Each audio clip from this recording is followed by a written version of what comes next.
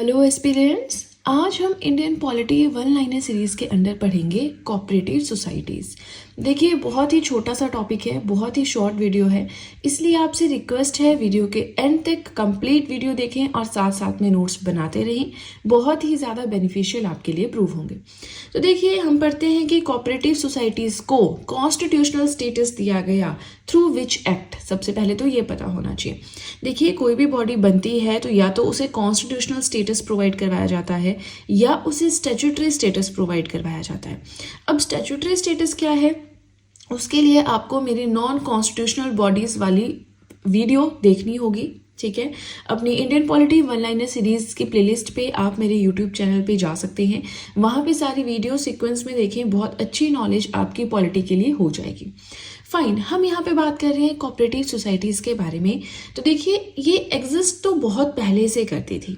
Cooperative societies क्या होता है हम वो भी पढ़ेंगे, बट पहले इतना समझिए कि इनकी एग्जिस्टेंस काफ़ी पुरानी है, लेकिन इन्हें कॉन्स्टिट्यूशनल स्टेटस मिला है through 97th constitutional amendment act 2011। जो 2011 का 97th कॉन्स्टिट्यूशनल अमेंडमेंट एक्ट था, उसके अंदर इसे एक संवैधानिक संस्था का स्टेटस मिला है। ठीक है, वही चीज़ यहाँ पे लिखी है that it gave constitutional status and protection to cooperative societies. Yes, हम पढ़ेंगे कोऑपरेटिव सोसाइटीज़ क्या होता है, बट पहले थोड़ा पेशेंस रखिए, जहाँ से क्वेश्चंस बनते हैं वो समझ लें, फिर इस टर्म का मीनिंग भी हम समझेंगे। अब ये जो 97th कॉन्स्टिट्यूशनल अमेंडमेंट एक्ट था ना, इसके थ्रू 3 चीज़ें हमारे संविधान में एडिट हुई हैं। कौन कौन सी 3 चीज़ें हैं? तो सबसे पहले है आर्टिकल 19। हम पढ़ते हैं फंडामेंटल राइट्स हमारे, right to equality, right to education, right to ये, राइट टू वो, हम सब पढ़ते हैं। कल्चरल राइट्स, माइनॉरिटीज़ के लिए राइट्स। तो वैसा ही हमारा एक है आर्टिकल 19, जिसमें 6 राइट्स आते हैं। राइट टू वॉन्डर एनीवेयर, कहीं भी घूम सकते हैं, किसी भी टेरिटरी में आप रह सकते हैं, कहीं भी अपना ऑक्यूपेशन कर सकते हैं, है ना। Right to assemble without arms, ये सब हमने पढ़े हैं, हमने फंडामेंटल राइट्स बहुत अच्छे से पढ़े हैं, है ना। 2 बार और मैंने पढ़ा है, एक बार नहीं, आपको 2 बार मैंने फंडामेंटल राइट्स बहुत अच्छे से पढ़ाए हैं। ठीक है, अब हम वो चीज़ यहाँ पे डिस्कस नहीं करेंगे, हम पढ़ेंगे कि जो आर्टिकल 19 है उसका क्लॉज 1 सब क्लॉज सी, इसके under the words cooperative societies were inserted.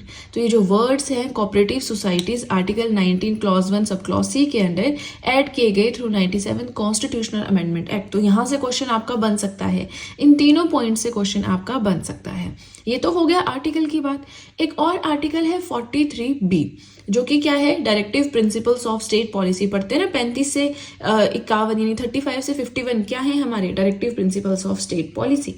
अब डीपीएसपी क्या होते हैं ये भी मैंने आपको पढ़ाए हैं, तो वो चीज़ भी हम यहाँ पे डिस्कस नहीं करेंगे।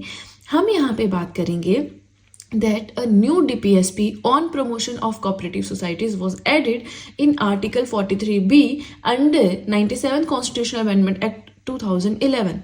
इस कॉन्स्टिट्यूशनल अमेंडमेंट के अंडर आर्टिकल 43B में एक नई DPSP ऐड किया गया, जो कि था कि कोऑपरेटिव सोसाइटीज को प्रमोट किया जाए।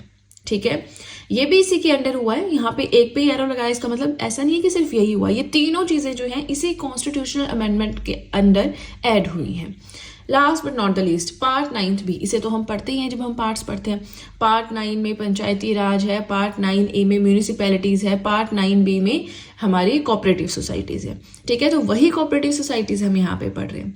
ठीक है, सो इस कॉन्स्टिट्यूशनल अमेंडमेंट एक्ट के द्वारा जो पार्ट 9B था, इसके अंदर आर्टिकल्स 243ZH से लेकर 243ZD तक, इनमें जो है कोऑपरेटिव सोसाइटी से रिलेटेड चीज़ें ऐड की गई, उसके प्रमोशन, उसके मेंबर्स, उनका टेन्योर, ये सारी चीज़ें।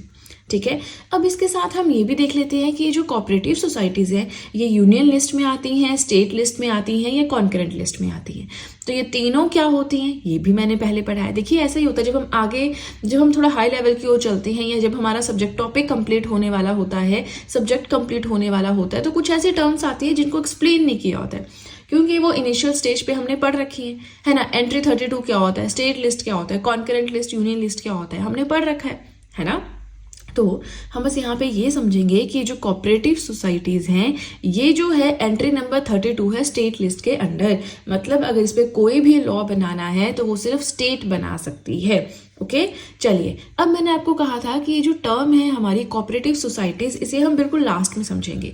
तो अभी तक हमने जो भी पढ़ा ये एग्जामिनेशन पॉइंट ऑफ व्यू से इंपॉर्टेंट है, लेकिन अब हम जो पढ़ेंगे वो एग्जामिनेशन से इतना ज़्यादा इंपॉर्टेंट नहीं है, बट आपकी बेसिक अंडरस्टैंडिंग के लिए ज़रूरी है कि भाई कोऑपरेटिव सोसाइटीज़ आप पढ़ रहे हो, आपको पता ही नहीं कोऑपरेटिव सोसाइटीज़ होती क्या है, क्या काम करती हैं, तो वो हमें अब देखना है। ठीक है, कौन से एक्ट के अंडर इन्हें रजिस्ट्रेशन मिलता है, वो थोड़ा सा एग्जामिनेशन पॉइंट ऑफ व्यू से इंपॉर्टेंट हो सकता है, बाकी डेफिनेशन नहीं आती है इसकी। ठीक है, वो आपके अपने भले के लिए। नाउ क्या होती हैं कोऑपरेटिव सोसाइटीज? एन वॉलंटियर, यहाँ पे एन नहीं आएगा, अ volunteer association for their own benefits. कुछ लोगों ने, वॉलंटरली का मतलब होता है अपनी मर्जी से एक एसोसिएशन, एक ग्रुप बनाया है, और इससे उन्हीं लोगों को फायदा होता है जो उस एसोसिएशन के मेंबर्स होते हैं। नहीं समझ आया, कोई बात नहीं, हम जैसे स्टेप बाय स्टेप आगे चलेंगे आपको समझ में आ जाएगा। So it is formed with the aim of helping their members. अब ये एक ऐसी एसोसिएशन है, एक ऐसा ग्रुप है, जब ये बनता है तो इसका एम ही यही होता है कि इसके अंदर जो भी मेंबर्स हैं, 25 हैं, 30 हैं, जितने भी मेंबर्स हैं, उनकी हेल्प करना अगर किसी को भी ज़रूरत पड़ती है। क्यों हेल्प करना, चलिए वो भी देखते हैं। It is formed mainly by the weaker sections of the society in order to prevent any type of exploitation from the economically stronger sections of the society. हमारे समाज के, हमारे सोसाइटी के जो वीकर सेक्शंस होते हैं, ठीक है, वो मेनली क्या करते हैं, कोऑपरेटिव सोसाइटीज को बनाते हैं। क्यों? ताकि जो हमारे स्ट्रॉन्गर सेक्शंस हैं, इकोनॉमिकली समझते हैं, आर्थिक रूप से जो स्ट्रॉन्गर सेक्शंस हैं सोसाइटी के, पैसे की फॉर्म में जो रिच है, वो लोग एक्सप्लॉइट नहीं कर सके वीकर सेक्शंस को, इसलिए कोऑपरेटिव सोसाइटीज बनाई जाती हैं।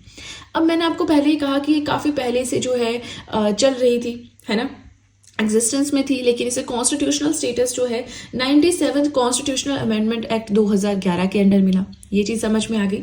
अब आता है that registration must be done under cooperative society act 1912, जो कि ब्रिटिशर्स के टाइम पे आया था। तो इस एक्ट के अंडर रजिस्ट्रेशन करवाना ज़रूरी है। अगर कोई कोऑपरेटिव सोसाइटी इसके अंडर रजिस्टर करवाती है तो उसे स्टेटस मिलेगा लीगल आइडेंटिटी का।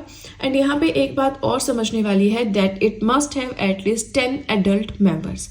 कम से कम 10 मेंबर्स होने चाहिए जो कि एडल्ट हो, मतलब 18+ हो। ठीक है, तो बस मैंने कहा था आपको कि बहुत ही छोटा सा हमारा आज का टॉपिक है।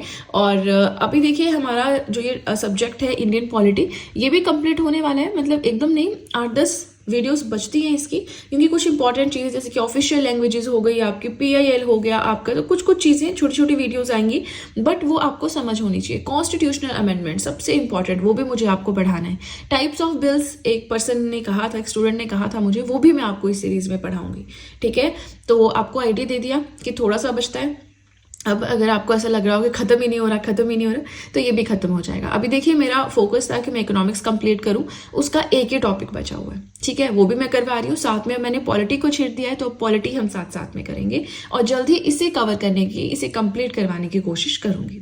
ठीक है, इसी के साथ अगेन आपको रिमाइंड करवाना चाहूंगी, वीडियो के साथ में नोट्स बनाएं, बहुत ही ज़्यादा बेनिफिशियल आपके लिए रहेंगे। इसी के साथ वीडियो पसंद आए तो लाइक ज़रूर कीजिएगा, चैनल को ज़रूर सब्सक्राइब करें, बेल आइकन को प्रेस करें, सो दैट मैं जैसे कोई वीडियो अपलोड करूं सबसे पहले नोटिफिकेशन आपके पास पहुंचे।